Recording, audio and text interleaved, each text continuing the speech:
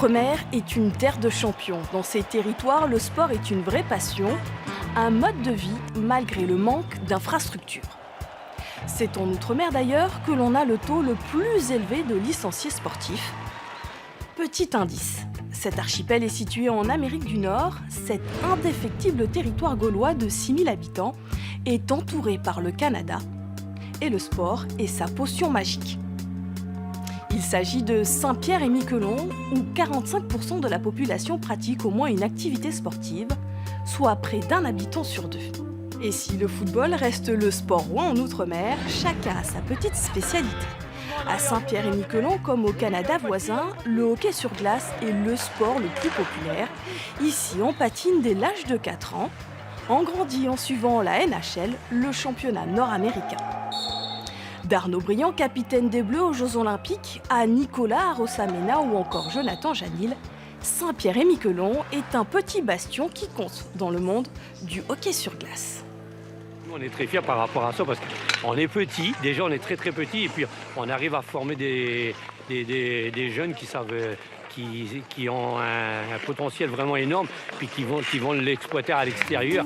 Aux Antilles, l'athlétisme reste l'un des sports favoris. Depuis Roger Bambuc, seul athlète français recordman sur 100 mètres, est née une longue descendance de sprinteurs, Marie-Josée Pérec, Christine Aran ou encore Muriel Urtis.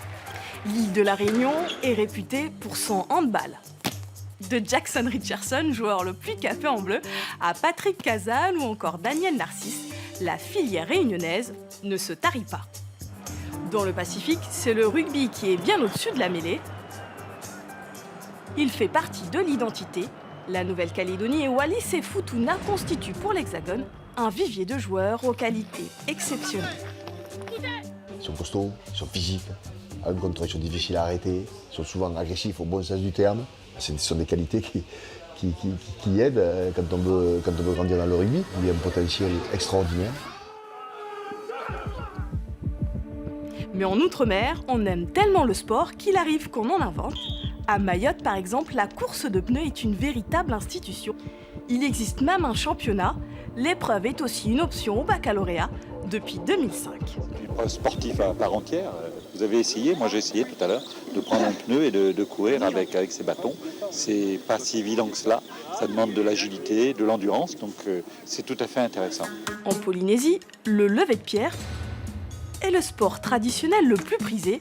Le but, soulever la pierre le plus rapidement possible, avec un style bien précis. En Nouvelle-Calédonie, c'est le rodéo qui déchaîne les passions, une tradition venue d'Australie et de Nouvelle-Zélande dans les années 60. Chaque candidat n'a droit qu'à 2 essais pour tenir au moins 8 secondes sur la bête. Allez, en selle, cow-boy! Et parfois, certains sports créés en Outre-mer dépassent même les frontières. C'est le cas du Djokan. Cet art martial guyanais s'inspire des coutumes amérindiennes. Depuis sa création en 2010, il fait de plus en plus d'adeptes. Preuve que l'Outre-mer est l'un des plus grands terrains de jeu au monde.